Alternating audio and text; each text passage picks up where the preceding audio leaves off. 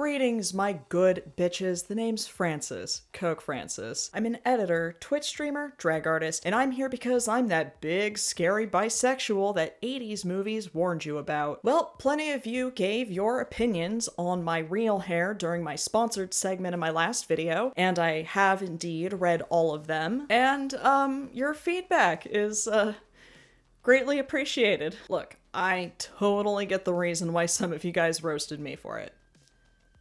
It was my roots. My roots looked awful that day. That has to have been the only reason. Otherwise, my hair wouldn't look so goddamn good today. As a millennial, it's been interesting watching Gen Z come into adulthood. In some ways, I have hope. In other ways, I'm horrified. And that's how it was with my generation growing up and every single one before that since society decided that they would be a thing. Truth be told, generations are a scam and just another way to divide us even further. According to my YouTube demographics, the majority of my viewers are Gen Z, and I'm not just blowing smoke when I say this. You guys are f***ing awesome. I wouldn't be here now if not for you. You're smart, you're passionate, a lot of you are way funnier than I am, and your hearts are usually in the right place. And those of you who are currently coming into adulthood are doing so at a really, really weird and confusing time. But recently, there's something that I and others have noticed, and you guys might have too. There is an ever-growing trend of conservatism amongst young adults nowadays, and just the growth of cultural conservatism in general, that hasn't been seen since the last century. If you haven't watched already, I highly recommend checking out my video about drag history, where I go more into depth about how queer culture in the 1920s was axed by the growing conservatism and moral panics of the 30s. But this isn't going to be another video about the rise of the alpha male or trad wife lifestyles, or the 20-year-olds who are finally figuring out that Elon isn't going to make them rich. Instead, I'd like to focus on the recent calls for censorship in film, TV, and any visual media, a weird obsession with purity culture, and how some, not all, but some, younger Gen Z folks who tend to engage with art in a very specific and sometimes harmful way. And this doesn't just apply to those who are politically conservative. This also applies to all those lovely folks who are both obsessed with queerness and who get the ick from almost anything. Again, I don't want to paint everyone with the same brush here because I know most of you guys aren't like this. And there are plenty of people in older generations who are. Millennials are super guilty of this too. And then they'll turn around and be like, OMG, what Hogwarts house am I? Grow up. But sometimes I'll go on to twitter.com just to casually bully some TERFs, and I end up seeing people romanticizing something like the Hays Code without understanding the history behind it. And I'll feel,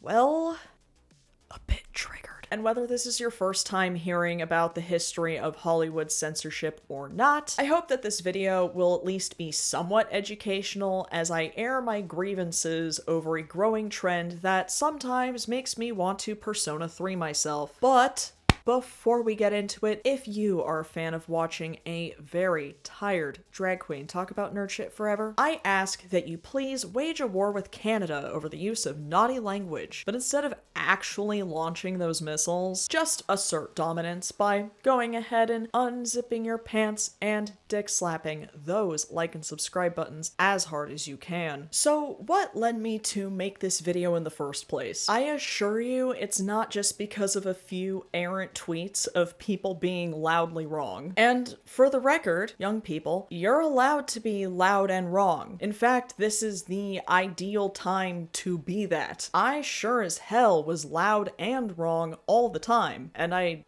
still am, actually. For a long time, especially from the 1980s through the early 2010s, the resounding "all reliable" for marketing came down to two words: sex sells. I'm not kidding when I say that this was one of the first things they taught me in film school. Not necessarily to promote the idea to a bunch of 18-year-olds, but simply to let you know the reality of the media landscape. Trying to sell cheap shitty beer? Make an ad with a bunch of women who have clearly never touched a beer in their entire lives. Got a new burger at everyone's fourth favorite fast food chain? Get Kate Upton and any other blonde bombshell you can find to star in one of the most infamously racy ad campaigns of all time. Making a movie depicting bisexuals as the criminal deviants that we really are? Just trick Sharon Stone into showing the world her without her consent, and get rightfully slapped by her when you actually deserve much, much worse consequences. I'm not kidding, that is actually what happened at a test screening for Basic Instinct. They don't make them like they used to. No, I mean they literally don't make them like they used to. According to an article by Kate Hagen for Playboy, in the 1990s, about 1.79% of feature films contained sex scenes, which was a historically all-time high. But out of the 148,012 feature films released since 2010, only 1.2% contained any depictions of sex. And there were 4 times as many films released in the 2010s as opposed to the 1990s. Film critic Christina Newland had theorized that this was partially due to the push for family-friendly content from mega corporations and their need to satisfy as many people as possible on every possible streaming platform. Turns out mediocrity sells too, but that's a discussion for another time. Whatever, you'll pay to go see it.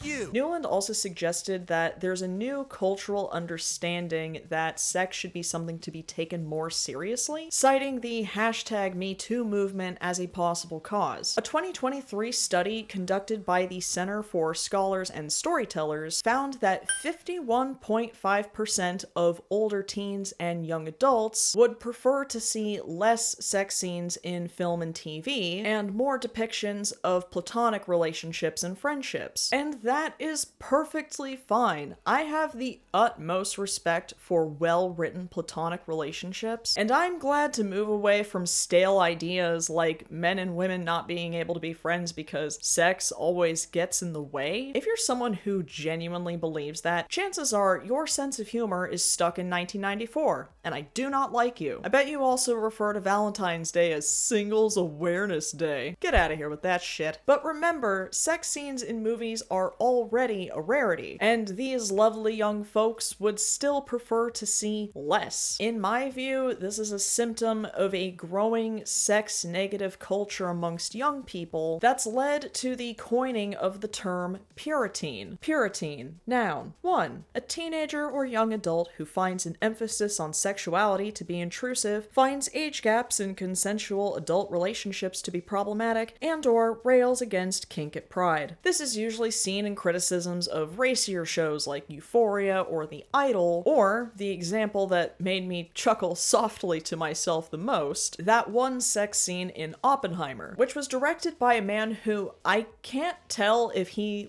actually hates sex or if he's just really, really British. There was a viral video of a distressed young woman who so couldn't handle the idea of her husband seeing Florence Pugh's breasts that she took to TikTok to tell everyone about it, which sparked quite a bit of discourse. We have a game plan. We talk about things like, what if you get triggered? What if I get triggered? Really, the problem isn't what if you get triggered. The problem is, what if I get triggered? Because I don't want my night to be ruined by being triggered by something on a screen. When the scene came up, when things were happening, he literally closed his eyes and laid his head on my shoulder. And then I would just let him know whenever it was over. And it literally, I will tell you what right now, took nothing away from the story. Him not looking at the screen did not change the storyline, did not change anything.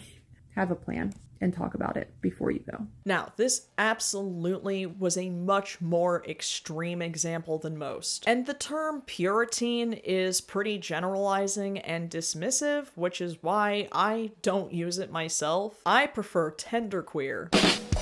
I did not make that term up myself, I promise. But it still echoes a growing sentiment to make media more chaste. Sex scenes do not belong in movies. Unpopular opinion. Exactly 0 cinematic content should have other human beings' naked bodies and sex. Too much sex in TV shows. Take the sex out and give us a real plot. You can suggest that they had sex, don't show us. Why is pornography in every TV show and movie now. Can we please do away with sex scenes in movies? Let's go back to suggestive and leave it at that. Like, we get the idea. It's getting ridiculous. I hate sex scenes in movies and TV. Its only purpose is to show borderline porn. I seriously don't understand unnecessary sex scenes in movies or TV shows. Like, why is there so much of it? It grosses me out. No one talks about this, but sex scenes should be abolished as well. They never add up to the plot. If anything, they give unreal expectations and often capitalizes on sexism and exaggerates gender stereotypes. Movies be so fine, then boom! Unnecessary sex scene. I really hate sex scenes in movies and TV shows, like real bad. I wish they would use like 2 seconds to imply they had sex and then cut to the next scene. Sex scenes are truly not needed in film, and if you're a good videographer, you know how to imply it without an actual sex scene. I hate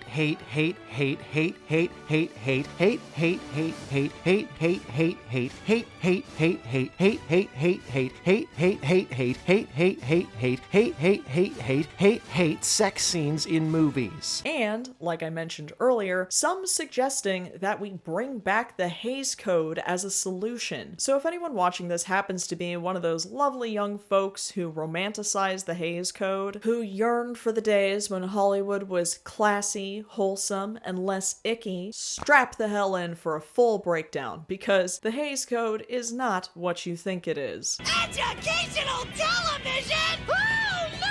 So in the early 20th century, even though the film industry was relatively new, there were a lot of scandalous stories coming out of Hollywood. Silent film star Olive Thomas accidentally OD'd on syphilis medication that was prescribed to her husband, Jack Pickford. Fatty Arbuckle, as hard of a name as that goes, was on trial for and manslaughter in connection with the death of actress Virginia Rapp. Director William Desmond Taylor was found murdered. The cause and perpetrator are still unknown to this day. These led to an absolute media circus and sensationalist reporting, which included a lot of fabricated stories about how uniquely rotten Hollywood was. But as we know, we the people love a good misinformation spread, and anti-Hollywood sentiments peaked as it garnered this reputation for wild debauchery. Between 1914 and 1922, 7 states formed film censorship boards. As calls for government regulation of the film industry grew nationwide with a lot of Christian and conservative groups. The majority of the blame was placed on studio heads, who were all primarily Jewish. Definitely, no correlation there. Nope. They definitely were not trying to scapegoat the Jews. No, sir and or ma'am. Enter William H. Hayes, the former chairman of the Republican National Committee. He was named the first president of the brand spankin' new Motion Picture Producers and Distributors of America, or MPPDA for short. Hayes was brought in basically so he could play traffic cop for studios, so that he could brag to all his buddies in Washington about how he was cleaning up Hollywood's act. The first attempt at self-regulation was an absolutely exhausting list drafted in 1927 called the Don'ts and Be Carefuls. So what exactly were these new rules that would save Hollywood? Too goddamn many for me to read without you guys getting really bored. There's 36 of them. They're more or less the community guidelines for what I can and can't say on YouTube, but like 100 times worse. 2 years later, an even more extensive code of standards was submitted to studio heads by Motion Picture Herald editor Martin Quigley and Jesuit priest Father David A. Lord. And in the Beer of Our Lord 1930, Hayes and the MPPDA officially adopted the Motion Picture Production Code, even though there was technically no way to enforce it yet, which meant true divas like Mae West were able to slip a few naughty things out like I'm No Angel before Hollywood truly gave over to the code in 1934. She and many others would ultimately spend a lot of time and energy battling the censorship that was now enforced by the Production Code Administration, along with an amendment that stipulated films had to be approved prior to distribution. This toolbox, named Joseph Breen, led the PCA with an iron fist, making super cool rules like kisses that can't be longer than a single shot on Drag Race. Oh, or banning a bunch of anti-Nazi films because of his rule about depicting another country's institutions in an unfavorable light. Did I already mention that we're living in the 1930s again? Now, they did this all with the disclaimer of these are only voluntary, but they really weren't. If you wanted anyone to see your movie, following the Hays Code standards was essentially mandatory, and films without the PCA seal of approval faced significant barriers in doing so. It's like when a monetized video gets hit with the limited ads label. Technically, you'll still earn some revenue through YouTube Premium, even though 90% of your revenue comes from watch page ads that no longer run on it. So let's say you're one of them snazzy motion picture directors from the 1930s to the 1960s, and naturally, you want your movies to be shown in as many American theaters as possible. All you and your screenwriters have to do is follow this list of extremely simple and reasonable rules that we should definitely bring back in the year 2025. The main tenets: no picture shall be produced which will lower the moral standards of those who see it. Hence, the audience's sympathy shall never be thrown to the side of crime, wrongdoing, evil, or sin. Correct standards of life, subject only to drama and entertainment requirements, shall be presented. Law, divine, natural, or human, shall not be ridiculed, nor shall sympathy be created for its violation. It's giving 10 commandments. So what the hell does all of this actually mean? No nudity, sex, sexuality, discussions of sex, or lustful kissing. And, quote, scenes of passion should not be introduced when not essential to the plot. Merely discussing sexuality had to be approached very carefully and could be mildly alluded to but never discussed outright. Now, some people found ways to use the code to their creative advantage. Directors like Frank Capra and Alfred Hitchcock found playful ways to depict sexuality without explicitly showing it, such as the ending shots of their respective films It Happened One Night and North by Northwest. Now you might be thinking, see Francis, you don't have to show sex scenes in movies after all. They can just get more creative. But here's the thing. These films are great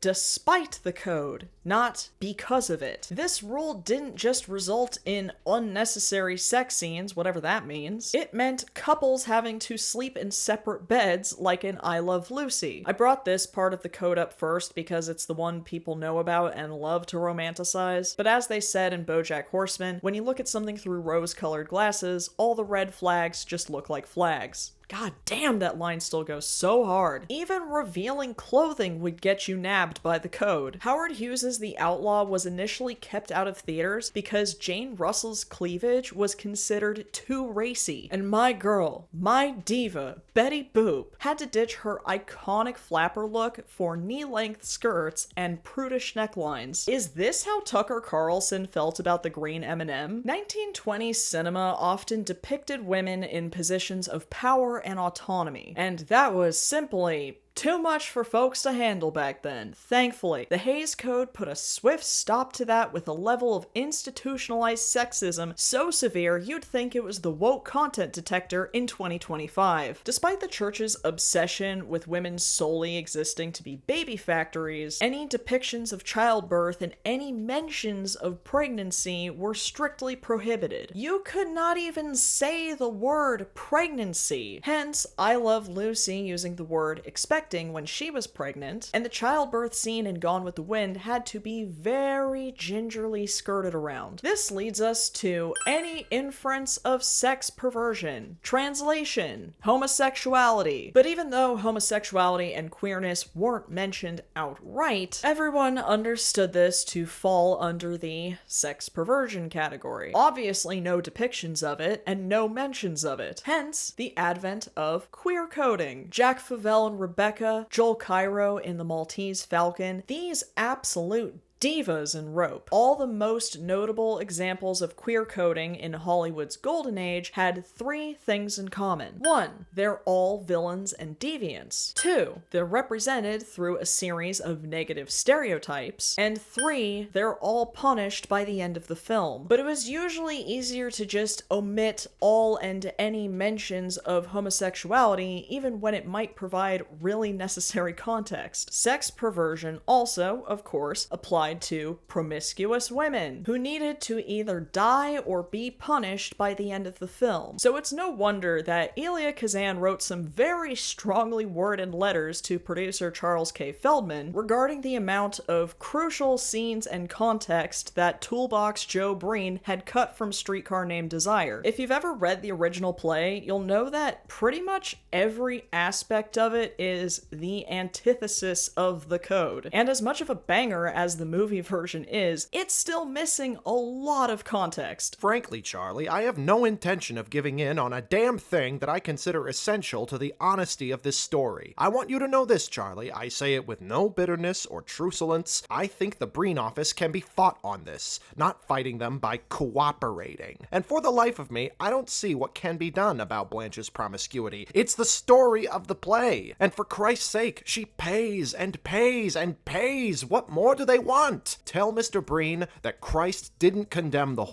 or move away from her. I know Mr. Breen's job is difficult. He's administering a code that he didn't write. He's subject to constant pressure, but I don't think the code can be applied mechanically or without some imagination to a staged masterpiece that has won every prize in the theater world. Granted, Elia Kazan was still a misogynistic prick who sold out his friends and colleagues during McCarthyism, but that's a story for another time. Either way, pop off, bitch. I randomly came across this letter the other day when I wasn't even doing research for this video, and I simply had to include it. Also defined in the code: no obscenities or ridicule of religion. And not just the naughty words that I can't say on YouTube.com. The words God, Lord, Jesus, and Christ could only be used reverently and in the context of formal religious ceremony. Thanks, Mr. Christ. Saying hell or damn would certainly get you the boot too. So how did they get away with that famous line in Gone with the Wind when the word damn makes them cry? Well, it was actually a pretty big deal that they did. It was only allowed in order to stay true to the original novel, and director Victor Fleming was still fined for it. So-called evil characters and villains in general weren't allowed a sliver of depth or redemption. Just look at all those big, scary, mean gays and fallen women who had to be punished by the end of the film. They could never appear sympathetic to the audience, and crime could never pay, or even be explained in detail. Take The Bad Seed, a 1956 film that the PCA described as, quote, property that violates the spirit and letter of the code. In the book and play about a little girl with an evil mind, her mother attempts to kill the daughter and fails, so the daughter lives to kill another day, and the mother ultimately herself. In the film, the mother survives and the girl is killed by a bolt of lightning because the code, in all of its media illiterate glory, saw the good mother dying and the evil daughter living as glamorizing crime rather than just, you know, telling a story. Again, the message of films had to always be morally upright, which is something else I've seen a lot of calls for lately, in addition to not wanting to see the icky sex stuff, but we'll get to that in a minute. Finally, the part of the code that was by far the worst aspect of it, and I know for a fact y'all wouldn't want to bring this one back, the banning of miscegenation. It is very important that I put that word you may not have heard of in quotes, because it's a loaded and inherently racist way to describe interracial relations. Granted, this wasn't exactly surprising considering segregation wasn't officially lifted till the mid-1960s. Officially. But any stories or depictions of interracial couples were immediately out. And let's face it, the studios knew they wouldn't be able to distribute them in Southern theaters anyway. It's always about that bottom line, isn't it? Now, people of color were still allowed to be in films alongside alongside white actors, but wouldn't be casted in any roles that weren't racist stereotypes. Good thing they got Mickey Rooney to fill that role instead once the 60s rolled around. In the 1930s, Anna May Wong was one of the very few Asian actresses in Hollywood, so when it came time to cast The Good Earth, a drama about Chinese farmers, Anna should have been a viable choice for the lead, right? The only problem was that her co-star was a white man in yellowface, and the code wouldn't allow them to kiss on screen. Naturally, a white actress was cast instead to prevent something so problematic, and she would go on to win the Oscar for Best Actress the following year. Ironically, the code also prohibited the use of all racial slurs, but not with the intention of respecting people of color, of course. Just another badge to show off how clean Hollywood was becoming. Any depictions of white slavery were off the table as well, which is just a stunning lack of self-awareness, right? Oh, so you hate the idea of that happening to you, do you? What could that what could that possibly implicate about you know what, never mind. Now for some broader cultural context. Right up to the 1960s, Americans generally accepted the lost cause narrative, which was a pseudo-historical idea that the Confederate cause during the Civil War was somehow heroic, and also somehow not about slavery. When The General premiered in 1927, Buster Keaton's reasoning for the protagonist wanting to help the Confederacy was, quote, "They lost the war anyhow, so the audience resents it. We knew better. Don't tell the story from the northerner side. Tell it from the southerner side." This sympathetic view of actually historically evil people is the reason Gone with the Wind is, if adjusted for inflation, the highest grossing film of all time. White, cisgender, heterosexual audiences, both North and South, were uncomfortable with the idea that the Confederacy stood for slavery, and Hollywood, naturally, wanted to avoid political controversy. Studios have always played it safe and pandered to the comfort zone of the public so as to protect their profits and power. I say all that to say this. The Hays Code was not about morality. It was about the bottom line. But since this business model is based off of public opinion, it's a damn good thing that people eventually fought back against the code. Italian filmmaker Robert Rossellini directed a short film called The Miracle, which was going to be included in an anthology film called The Ways of Love. When The Miracle was yanked for being considered sacrilegious, American film distributor Joseph Burstyn took the case all the way to the Supreme Court in the Burstyn v. Wilson lawsuit. So in 1952, the US Supreme Court reversed a ruling that motion pictures weren't considered speech under the First Amendment. Considering the advancements in cinema throughout the first half of the 20th century, it would have been stupid to not reverse it. And this ended up being a huge blow to the code. As the PCA's stranglehold on Hollywood weakened, Jeffrey Sherlock thoroughly revised and shortened the code as audiences became more permissive with the content that they consumed and enjoyed. Filmmakers had faced significant barriers when it came to distributing non-PCA approved films, but when Billy Wilder's Some Like It Hot grossed $40 million without PCA approval, it became apparent that the code's reach was shrinking by the day. And in 1968, the code was officially replaced by the Classification and Ratings Administration, which issued the age-based film ratings that we know and still bitch about today. Now, I know for a fact y'all don't want to bring all this nonsense back. You're not as dumb as the boomers think you are. But the myth I'm trying to dispel here is that movies during the Hays Code weren't classier, they were racist, sexist, and homophobic. And the self-imposed censorship and the skewed narratives of Hollywood reflect what? The bottom line. Very good. It has never been about protecting the children or the upright moral values or whatever else is still spewed on Fox News to this day. I want to make it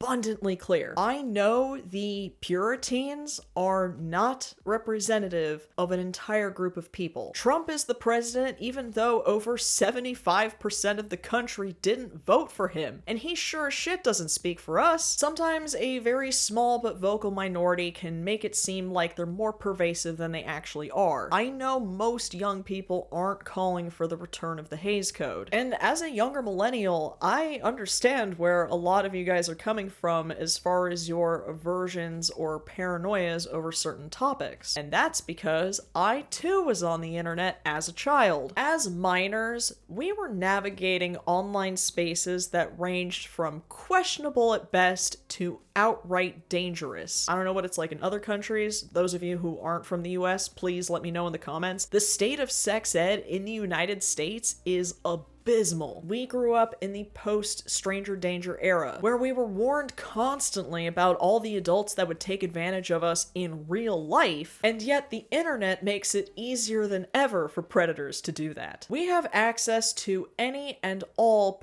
pornographic content at our fingertips at all times. We are constantly exposed to a little bit of everything all of the time, and we're much more tuned to sexualization in language and media than our older counterparts were when they were young. And for a few years, a good portion of you were forced into a situation where you could not socialize with your peers during the most important ages when you needed to be doing that. Everyone is broke, and most young people are still living at home with their parents through no fault of their own. They're not just having less sex, they're drinking less, they're smoking less, they're even driving less. All while Gen Xers go off about, well, when I was your age, I was already working at blah blah blah blah blah. Yes, Gary, that's because you could afford a house with a part-time gig at the bowling alley while you took a few classes at Pierce College. If Gen Z seems less mature than older generations, it's not exactly by choice. And a lot of y'all are just doing what you think is right for yourselves, or what you think would ultimately make the world and the media landscape a better place to exist. So, in my asking you to not have knee-jerk reactions to certain media, I don't want to have a knee-jerk reaction to your aversions and paranoias, which I am aware are on a spectrum, from the Puritans to the people perfectly capable of understanding nuance. And I also know you guys are still learning shit. And that's good. You should still be learning shit. I'm always trying to learn new shit every day. I just learned that in the late 90s, Marlon Brando would spend hours every day trolling AOL chat rooms, pretending to be other people and getting into political arguments until his accounts would get banned for him telling people to f off. And now you all just learned that too. Anyway, the reason I brought up such an extreme example like the Hays Code is because of what it means for censorship as a whole, and the way that we consume and enjoy media. When we see an aversion to depicting sex through art, that's mainly to do with reactionary mainstream audiences being uncomfortable with sex as a topic, which is ultimately what this Gen Z puritanism boils down to. And listen, my good bitches, it is okay to be uncomfortable with sex or be averse to it in your real lives, and it is okay to prefer sexless media, and it is okay to never think about it at all. That is entirely your right as an autonomous human being. But, and there's always a big ol' but, sex is as worthy of being depicted in art as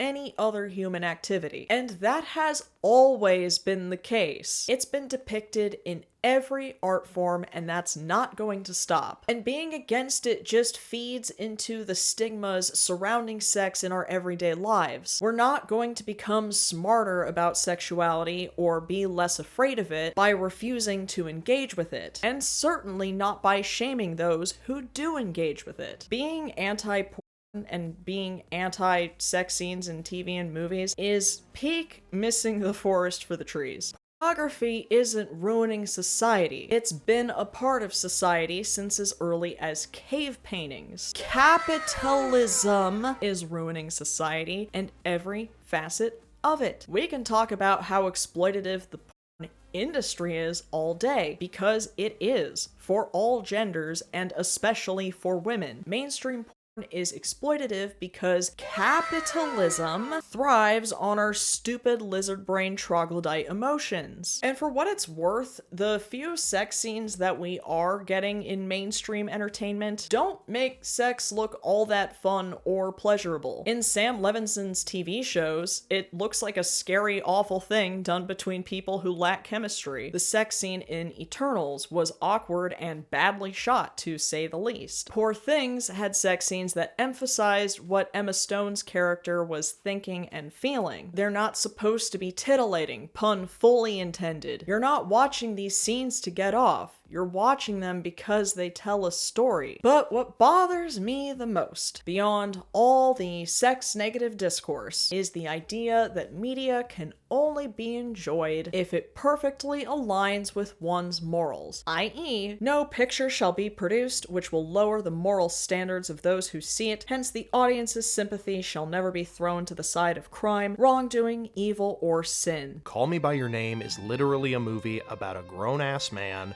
a kid while nothing really happens. It's all fun and games until you realize you were actually groomed by Call Me By Your Name. Blunt reminder that Call Me By Your Name is about a rapist who groomed a teenager, you f***ing weirdos. Call Me By Your Name is a stupid-ass movie. Literally nothing is good about it, and the makes it worse. I don't want to see one more tweet about people praising Licorice Pizza. That movie was as disgusting as the title sounds. I walked out of the movie theater because I was so uncomfortable, triggered, and hypocrisy is my #1 pet peeve. I cannot get over how much more I would have enjoyed Licorice Pizza had it not been for what we all have politely decided to describe as the age gap. I just don't understand why the age gap in Licorice Pizza had to be that big and gross. The writers of South Park are sowing what they reap, ATP. That shit is unwatchable slop with a net negative impact on culture. South Park was just one big psyop designed to make white dudes everywhere think caring about minorities and poor people is gay, actually. ADHD is a serious disability, and I'll never forgive South Park for turning it into a generational punchline. Between this and that other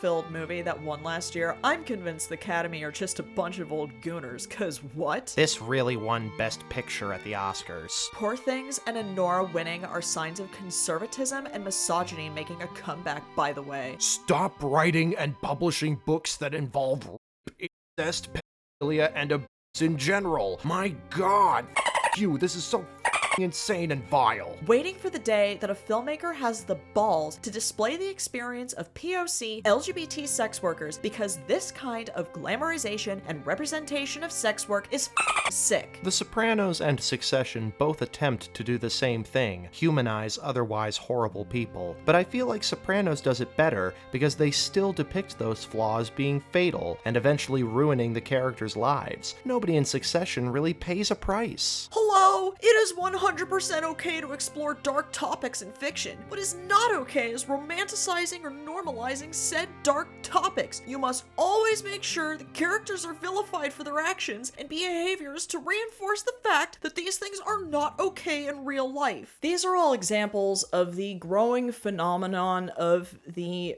how do I put this, Tumblrification of conservative talking points. See, even though the Hays Code eventually expired, the decades of culture war bullshit that it inspired is something we're still dealing with to this day. The point of the code was to erase any disruption to the status quo, and the effects of it are still seen with studio heads producing the most milquetoast and inoffensive content so as to please the largest number of people. Sexual content is still constantly cut from films and TV. Advocating for diversity is still getting pushback. Major studios still think gay people are icky, and honestly, movies are tamer now than they've been since the code. Here's the thing though, you are allowed to be offended or upset by whatever you want. You are even allowed to be offended by this video. You're allowed to disagree with me on all of this if you want. That is your right.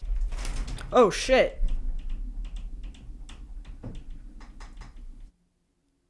That was an earthquake. Oh my god. Oh my god, it's still going. Okay, yeah, so, that was an earthquake. Not a severe one.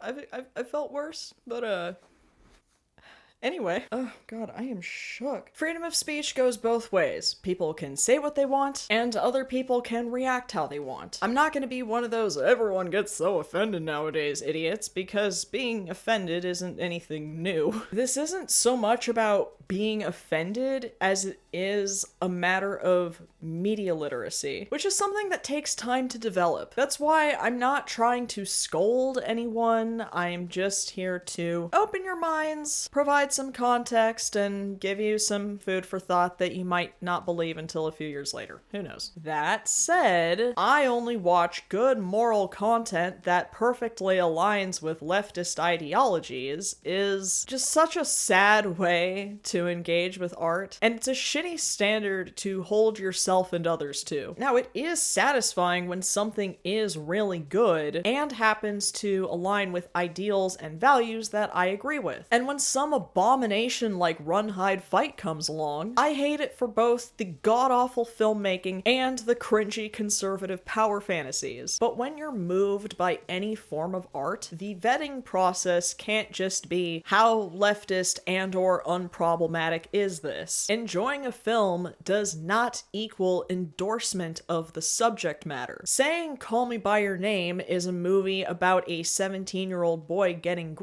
is technically a correct statement. But what happens in that movie is something that happens pretty frequently in real life. A lot of people, especially queer people, related to Elio's story because they experienced something similar. It is wrong that that happens, but that was the story that they wanted to tell. Just because you don't like what's happening doesn't mean it doesn't happen in real life. There's arguments to be made about how certain topics should be depicted. Absolutely. They should be, because it relates to the quality of the storytelling. That's why it's also really important to tell these stories from the perspectives of people who have lived them. So we gotta think critically about art that explores these difficult ideas. But saying Call Me By Your Name is about grooming, or Licorice Pizza is about an age gap, is the opposite of critical thinking. Contains this element, therefore bad, is the kind of unthinking and robotic moralizing that I'd usually expect to hear from an arch conservative who thinks any depiction of queerness is porn.